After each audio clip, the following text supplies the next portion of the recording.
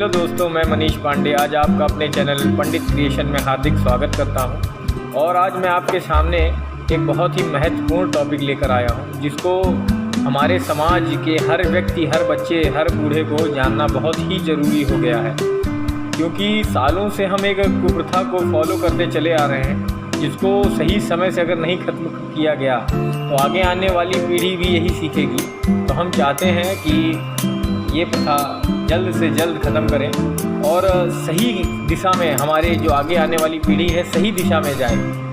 तो ये टॉपिक क्या है वो मैं बता देता हूँ आपको। नया वर्ष, अंग्रेजी नया वर्ष और हिंदू सनातन धर्म का नया वर्ष, इसमें क्या अंतर है? ये जैसे कि हमारे सनातन हिंदू धर्म के सभी भाई बहन जानते तो सब हैं पर मानते नहीं हैं, क्योंकि हमारे बड़े बुजुर्ग जैसा कि कह गए हैं, अधूरा ज्ञान सदैव खतरनाक होता है।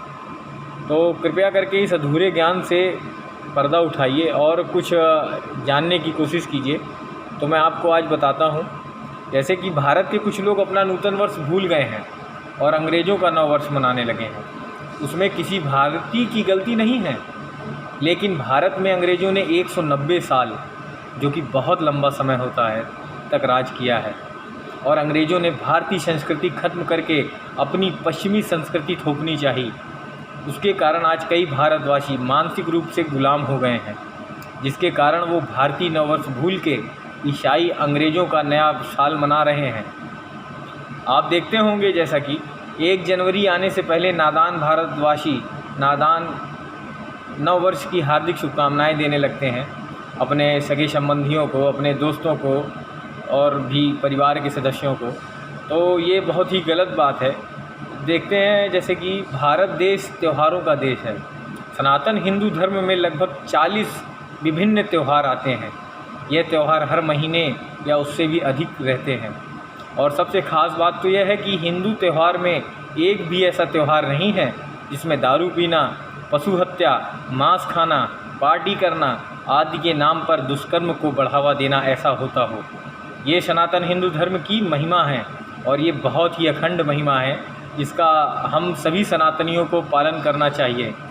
भारतीय हर त्यौहार के पीछे कुछ ना कुछ वैज्ञानिक कारण तथ्य भी छुपे होते हैं, जिससे हमारे जीवन का सर्वांगीण विकास होता है।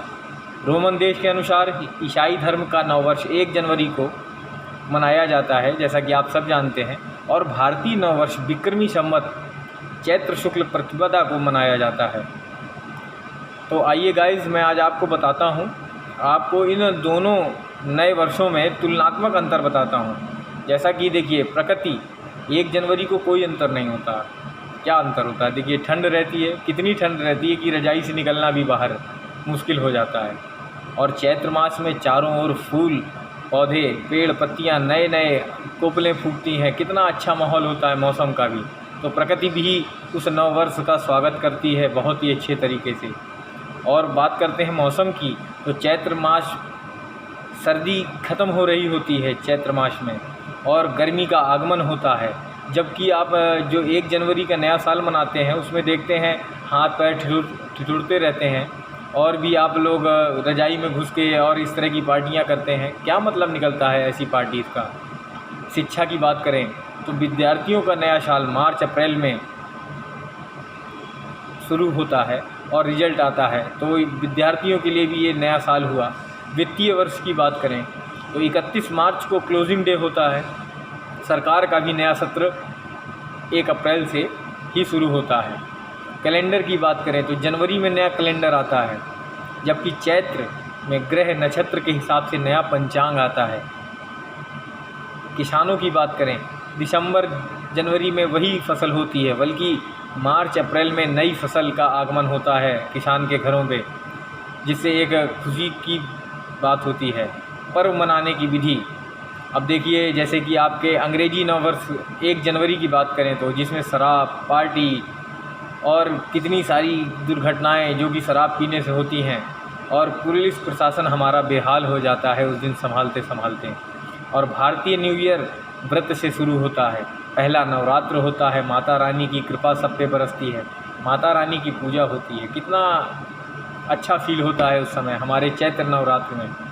और ऐतिहासिक महत्व की बात करें तो वो भी आप जान लीजिए। न्यू ईयर का कोई ऐतिहासिक महत्व नहीं है।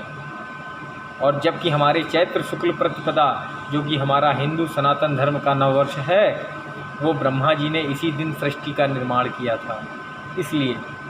और हमारा नया संवत्सर भी इसी दिन से शुरू होता है। दूसरे पॉइंट पे बात करें तो श्री रामचंद्र भगवान जी का राज्याभिषेक भी इसी दिन हुआ था।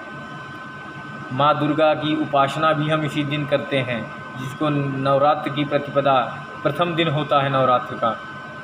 और चौथा पॉइंट पे आपसे बात करूं तो प्रारंभ युगाब्द का आरंभ होता है, हमारे युगाब्द का प्रारंभ होता है।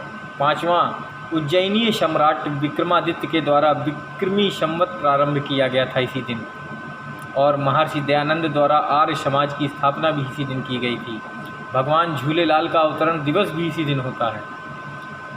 और आपको बता दूं, मत्स्यावतार भी इसी दिन हुआ था। और सबसे लास्ट बट नॉट लीस्ट, गणितज्ञ भास्कराचार्य ने सूर्योदय से सूर्यास्त तक दिन, महीना व वर्ष की गणना करते हुए इसी दिन पंचांग की रचना की थी। तो आइए दोस्तों, मैं आपको बता दूं, आप इन तथ्यों से समझ तो गए होंगे कि सनातन हिंदू धर्म की अखंडता और विष्णुता कितनी महात्म्य है, और इसका फॉलो कीजिए। और अंग्रेजी नया वर्ष जो आप लोग मनाते चले आ रहे हैं, इस कुप्रथा को ख़त्म करने की कोशिश कीजिए और आगे आने वाली पीढ़ी को अच्छा ज्ञान दीजिए, जिससे आगे आने वाली पीढ़ी हमारे कुप्रथाओं को भूलकर और हमारे पथ पर चले, जो कि हमारे सनातन हिंदू धर्म की कुछ रीतियां हैं, तो उसको फॉलो करें। और चैत्र शुक्ल प्रतिपदा के दिन ही नववर्ष मनाएं। जय श्री राम, जय भगवान, नमस्कार, प्रणाम करता हूं आप सभी को। और आपने अगर ये चैनल सब्सक्राइब ना किया हो तो कृपया करके सब्सक्राइब कर लें, महान कृपा होगी। Okay, thank you guys.